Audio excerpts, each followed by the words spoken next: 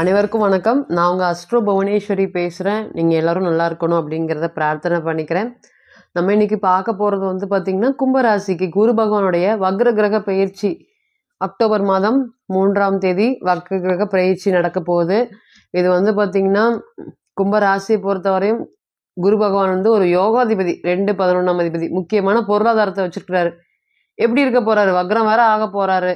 நிறைய பதட்டத்தோடு இருக்கீங்களா அப்படின்னு கேட்டிங்கன்னா இருக்குது. 4ஆம் இடத்தோடு சேர்ந்து சம்மந்தப்படுறாரு. அப்போது முதல்ல வந்து பார்த்திங்கன்னா, இன்றைக்கி நடந்துட்டு இருக்கிறது எவ்வளோதான் முட்டி மோதினாலும் வாழ்க்கையில் முன்னேற்றம் அப்படிங்கிறது இல்லைங்க. சோம்பேறித்தனம் பார்க்காம கடுமையாக உழைக்கிறோம். இருந்தாலும் ஒத்த பைசா நிற்க மாட்டேங்குதுங்க கையில். எனக்கு மட்டும் ஏங்க வாழ்க்கையில் முன்னேற்றங்கிறது இல்லை. ஏமாத்துறவன்ல எப்படியோ ஏமாற்றி பிழைச்சி வாழ்ந்துட்டு போகிறானுங்க. அடுத்தவனை இது பண்ணுறவன் மட்டும்தாங்க சீக்கிரம் ஜெயிச்சு வரான். நேர்மையாக என்ன மாதிரி இருக்கணுங்க அப்படிங்கிறவன் வந்து ஜெயிக்கிறது இல்லைங்க.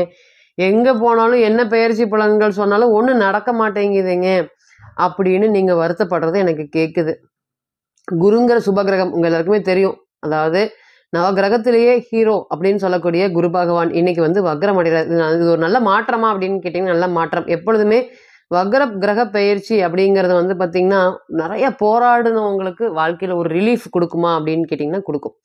நம்ம சொல்லியிருப்போம், உங்களுக்கு வந்து பார்த்திங்கன்னா ஜோதிடத்தில் குரு பார்க்க கோடி நன்மை.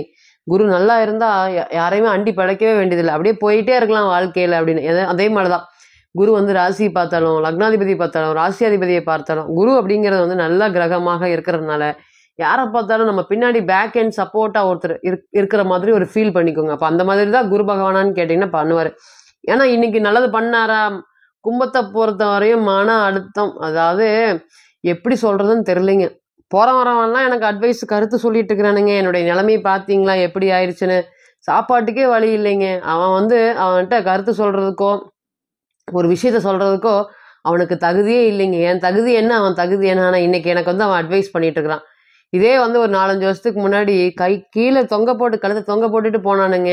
என்னை பார்த்து 1 கிலோமீட்டர் தள்ளி போய் தான் கழுத்தை நிமிருவானுங்க. ஆனால் இன்றைக்கி என் முன்னாடியே கால் போடுறது, என்னைய பார்த்து கேவலமாக பேசுறது, எனக்கு வந்து அட்வைஸ் எல்லாம் பண்ணுறானுங்க ரீசெண்ட் டைமில் அப்படிங்கிற அளவுக்கு போயிட்டுருக்கா அப்படின்னு கேட்டிங்கன்னா இருக்குது. நான் ஒதுங்கி போனாலும் பிரச்சனைகள் என்னை ஒதுங்காமல் தொடர்ந்துட்டே இருக்குதுங்க. எவ்வளோதாங்க வாழ்க்கையில் சேர்ந்து போராடுறது. ஒரு சில சமயம் நானே வெடிச்சிடுறேங்க, திமிரா பேசிடுறேங்க, எதிர்த்து பேசிடுறேங்க. அதையவே ட்விஸ்ட் பண்ணி அது இதுவும் பண்ணி ஒதுக்குறானுங்க. வாழ்க்கையில் சுற்றி ஒதுக்கல் தான் இப்போ அதிகமாக இருக்குதுங்க. இருந்தாலுமே உனக்கு என்னப்பா, நீங்கள் பார்த்தீங்கன்னா கும்பத்தை பொறுத்த வரையும் பணம் செலவே பண்ணாது. ரொம்ப கஞ்ச பேசினாரி. 100 ரூபாய்க்கு துணி வாங்கி போட்டாலும், 200 ரூபாய்க்கு துணி வாங்கி ரோட்டில் விற்கக்கூடிய துணியை வாங்கி போட்டாலும் சரி, பிராண்டு ஷோரூமில் போய் வாங்கினாலும் சரி, எப்போவுமே ட்ரெஸ்ஸிங் பார்த்தீங்கன்னா பயங்கரமாக இருக்கும். பார்த்தாலே நம்ம 200 ரூபாய்ங்க துணி அப்படின்னு சொன்னால் நம்ப மாட்டாங்க. 2000 ரூபாய்ங்க, ஏங்க இப்படி போய் சொல்கிறீங்க? அப்படி தான் கும்பம் ஜெய்ஜாண்டிக்காக இருக்கும். இன்றைக்கெல்லாம் கும்ப ட்ரெஸ் பண்ணுறதே விட்டுருச்சுங்க. என்ன ட்ரெஸ் பண்ணி என்ன போது, ஏதோ ஏனோ தானோன்னு போகலாம் அப்படின்னு மனசை விட்டுட்டு தான் இருக்குதா அப்படின்னு கேட்டிங்கன்னா இருக்குது. மற்றவங்களுக்கு கெடுதல் நினைக்காத ராசி, நேரம் தவறாத ராசி, மற்றவங்களுக்கு தொந்தரவு தராத ராசி. எவ்வளோதான் மற்றவங்க இவங்களை ஏமாற்றி தெரிஞ்சே தான் ஏமாறுவாங்க. என்னெல்லாம் பார்த்தீங்கன்னா, இவன் ஏமாற்ற போகிறான்னு எனக்கு தெரியுங்க. 6 to 8 மாதமாகவே எனக்கு வந்து ஏதோ ஒன்று உறுத்திட்டே இருந்தது. ஏன்னா கண்டிப்பாக சனீஸ்வர பகவான் உறுத்திடுவாருங்க. என்ன நம்ம போயிட்டு இருந்தாலும் உறுத்தி அதை வந்து இவன் சரியில்லாதவன்னு சொன்னான். ஆனால் நான் தான் நம்பாமல் போயிட்டேன் அப்படின்னு அணுதினமும் இப்போ வந்து அதை நினச்சி வருத்தப்பட்டுட்டு இருக்கீங்களா அப்படின்னு கேட்டிங்கன்னா வருத்தப்பட்டுட்டு இருக்கு. கண்ணில் வந்து பார்த்திங்கன்னா ஒரு ஒரு தூண் மேலே நடக்கிற மாதிரி, ஒரு கல் மேலே நடக்கிற மாதிரி, ஒரு கயிறு மேலே நடக்கிற மாதிரி அணுதினமும் ரொம்ப கஷ்டமாக வாழ்கிற மாதிரி இருக்குதுங்க. யாருமே ஆதரவு கரங்கிறது யாருமே நீட்டுறதில்லை. பொதுவாக 7.5 சனி காலத்தில் நம்ம எல்லாரும் ஒதுக்குவானுங்க. யார் யார் வந்து நம்ம வந்து வேணும் அப்படின்னு நினச்சி வருத்தப்படுறோமோ அவங்க எல்லாருமே நம்மளை ஒதுக்கிவாங்க. அந்த மாதிரி இன்றைக்கி அது மாதிரி நடந்துட்டுருக்கா அப்படின்னு கேட்டிங்கன்னா இருக்குது. மனசுக்கு பிடிச்சது நிம்மதியான வாழ்க்கையை நானே ஏற்படுத்தின வாழ்க்கையை இன்றைக்கி எனக்கு கஷ்டமாக இருக்குது. அதாவது கசக்குது மற்றும் கஷ்டமாக இருக்குது. இது 2மே இருக்குதுங்க. ஒத்த ரூபா கையில் நிற்கல, சதா நேரமும் சிந்தனை. வேலை விட்டா வீடு, வீடு விட்டா வேலை. மற்றவங்க மாதிரி நான் எங்கேயும் கூட போகிறது இல்லைங்க. ஒரு வெளியே கூட போகிறதில்ல, ஒரு பைசா கூட செலவு பண்ணுறதில்ல. வேலை வீடுன்னு ஓடிட்டே இருக்கிறேன். அவங்கள தான் அதிகமாக காயப்படுத்துவாரா சனீஸ்வர பகவான்னு கேட்டிங்கன்னா பண்ணுவார். அதாவது வெளியே போனால் கூட நான் இதெல்லாம் மறந்துடுவேங்க. ஏன்னா வீட்டில் வந்து பாரபட்சமே இல்லாமல் அடிக்கிறாரு அப்படின்னா அந்த இடத்துல இவர் நிற்கிறாரு. இன்னைக்கு பாருங்கள், சனீஸ்வர பகவான் வக்ரம் பெற்றிருக்கார், சொல்லவே தேவையில்லை. ஏதாவது எதுக்கு இருந்துட்டு எதுக்கு வாழ்ந்துட்டு அப்படிங்கிற மாதிரி உங்களுக்கு பேக் அண்ட் சப்போர்ட் யாரும் இல்லைன்னா கண்ணில் அழுதுருவீங்களா? இப்போ 10 நிமிஷம் பேசுனா வந்து ஓன்னு அழுதுருங்க. பார்க்கறதுக்கு வந்து இப்படி முரட்டுத்தனமாக ரொம்ப ஜெய்ஜாண்டிக்காக யார்கிட்டையும் பேசாமல் கொஞ்சம் திமிரா தெரிஞ்சாலுமே என்னப்பா ஆச்சு, எதனால இந்த மாதிரி, என்ன உன் மனசுல கஷ்டம் அப்படின்னு 10 நிமிஷம் பேசி இப்படி தோல்ல கை போட்டீங்கன்னா அழுதுருவாங்க. அந்த அளவுக்கு தான் ஒரு மன ரீதியான ஒரு பாதிப்புல வாழ்ந்துட்டு இருக்காங்களா அப்படின்னு கேட்டிங்கன்னா இருக்கு.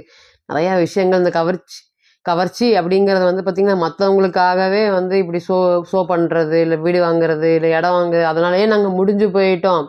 நான் வாக்குறுதி கொடுத்தே வந்து என்னுடைய வாழ்க்கை ஆதாரத்தவே கழட்டிட்டு போயிட்டானுங்க. எவனா இருந்தாலும் போயிட்டே இருங்க, என் பணம் என்னோடது அப்படின்னு நான் நெருக்க முடியல. என்னை நெருக்கிறானுங்க. அந்த மாதிரி கஷ்டங்கள்லாம் வந்துட்டு இருக்குதா அப்படின்னு கேட்டிங்கன்னா வந்துட்டு இருக்கு. இன்றைக்கும் சனீஸ்வர பகவான் வக்ரம் அடைஞ்ச 22 டிகிரி இருக்காருங்க. 22 டிகிரியில் லக்னம் இருக்கிறவங்க, ராசி இருக்கிறவங்கலாம் அப்படியே அது சிங்கத்துக்கு நடுவில் உட்காந்து பயந்துட்டு இருக்கிற மாதிரி இருக்கக்கூடிய ஒரு சூழ்நிலைகள்லாம் இருக்குது. இந்த நேரத்தில் குரு பகவானுடைய வக்ர கிரக பயிற்சி நடக்கிறாரு. இது வந்து குரு அப்படிங்கிறது உங்கள் ஜாதகத்தை, உங்கள் ராசியை பொறுத்த வரையும் பொருளாதாரத்துக்கு தலை சிறந்த கிரகமாக வராரு. குரு நல்லா இருந்தால் தான் மகரத்துக்கு கும்பத்துக்கு பொறுத்த வரையும் பொருளாதார இயக்கம். இன்னைக்கு வக்ரமா இருக்காரு. அப்போ முதல்ல முத்தான ஒரு 5 பலன்கள், என்ன நல்ல பலன்கள் கொண்டு வர போறாரு அப்படின்னு கேட்டிங்கன்னா, முதல் தர யோகம். எனக்கு வந்து பார்த்திங்கன்னா ஒரு கைப்பிடி மண்ணே இல்லைங்க. இத்தனை நாளாக பிழைச்சதுக்கு வந்து பார்த்திங்கன்னா ஒரு ஆதாரமே, ஒரு ஆணிவேரே இல்லாமல் போயிடுச்சு.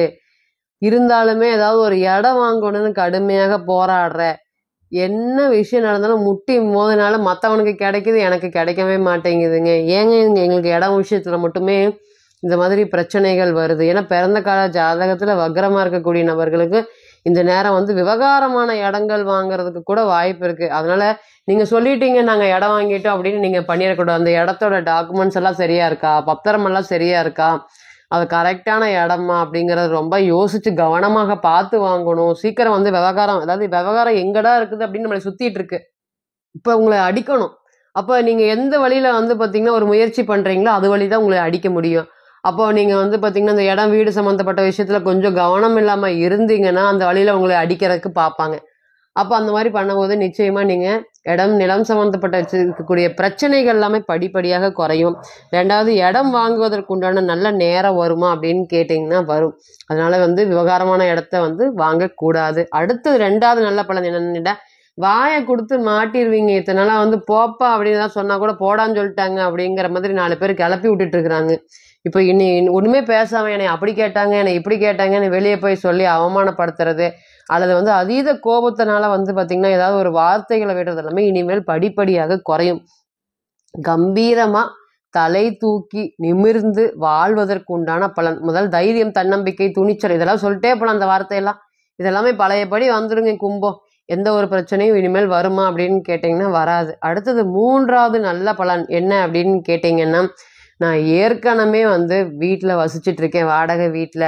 நான் வந்து பார்த்திங்கன்னா இடம் வாங்கலான்ட்டு இருக்கேன். எனக்கு வீடுக்கு மேலே வந்து எனக்கு ஆர்வம் இல்லை.